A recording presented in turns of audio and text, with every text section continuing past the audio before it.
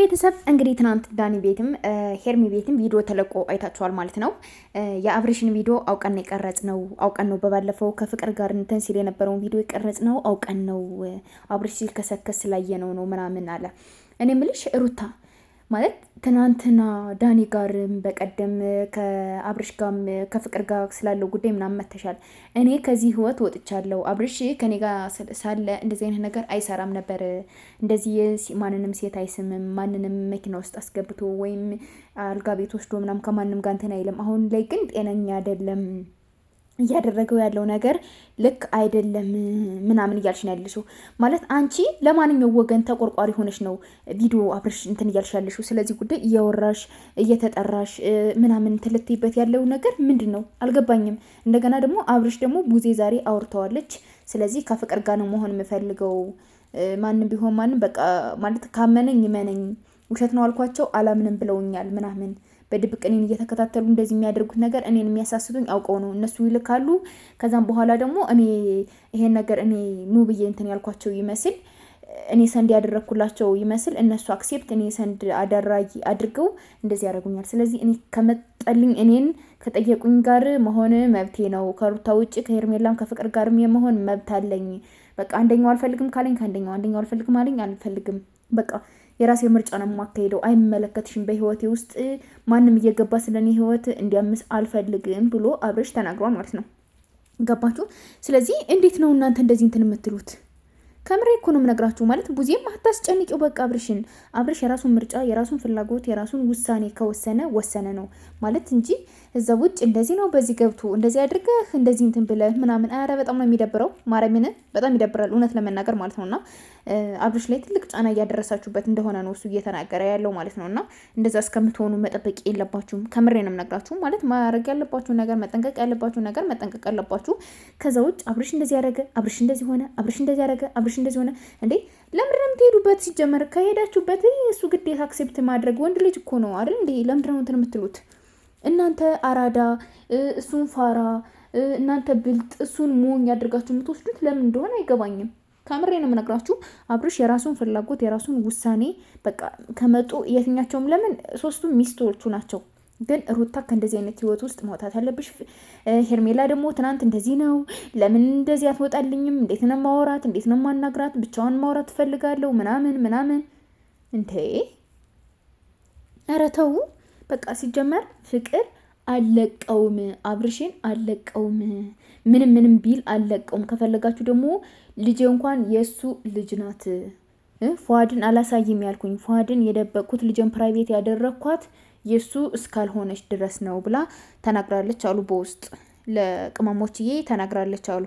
ስለዚህ መብቷ ነው። በቃ አብርሽ የምትወደው ከሆነ አብርሽ የምታፈቅረው ከሆነ የመጀመሪያዋ ነው።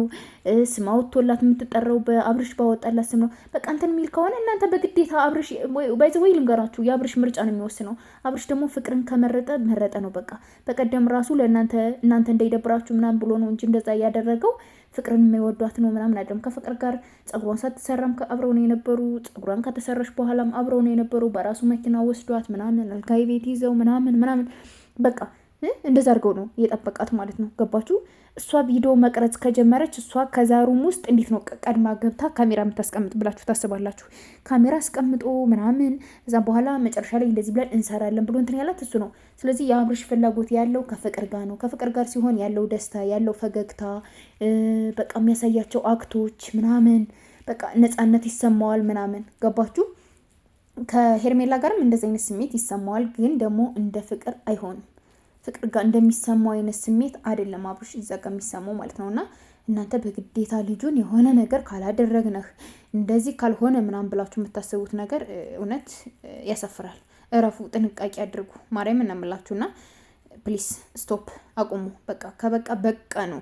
የሆነ ከልክ በላይ ከመጠን በላይ ምናምን ሲያልፍባችሁ በጣም የሚያስጠላችሁ። ከምሬ ነው የምነግራችሁና አንዳንዴ የምናደርጋቸውን ነገሮች ምንድን ነው እያደረግን ያለ ነው ምናምን ብለን አንደርስታንድ ብንዳረግ እንደኔ አሪፍ ነው ብዬ አስባለሁ እንጂ አብርሽን መጨፍጨፍ ምናምን በቃ አታሳጧቸው። በቃ ይኑሩበት፣ እናንተ አትገቡበትም አይደለ እንዴ? በቃ ፍቅርንም ካለ ፍቅር ጋር፣ ሄርሜላንም ካለ ከሄርሜላ ጋር፣ ሩታንም ካለ ሩታ ጋር ዋናው እነሱ ፈልገው እነሱ ነገሩን ያውቃሉ። ገባችሁ? ይሄን ነገር እያወቅሽ እንዴት ትገቢያለሽ? ይሄን ነገር እያየሽ እንዴት ትገቢያለሽ? ምናምን የምትሉ በቃ ፍቅር አይመለከተኝም። እናንተ ልትነግሩኝ አትችሉም። ከእናንተ በላይ እኔ ብዙ ነገር አውቃለሁ። ስለምንም ጉዳይ እኔ አውቃለሁ። ስለዚህ እናንተ ልትነግሩኝ፣ እናንተ ልታስረዱኝ፣ የእናንተን እርዳታ የምፈልግ እናንተ እንደዚህ ነው እንደዛ ነው የምትሉብኝ ኬዝ አይደለም። እኔን አታስረዱኝም፣ ለእኔ ጥያቄ አታቀርቡልኝም።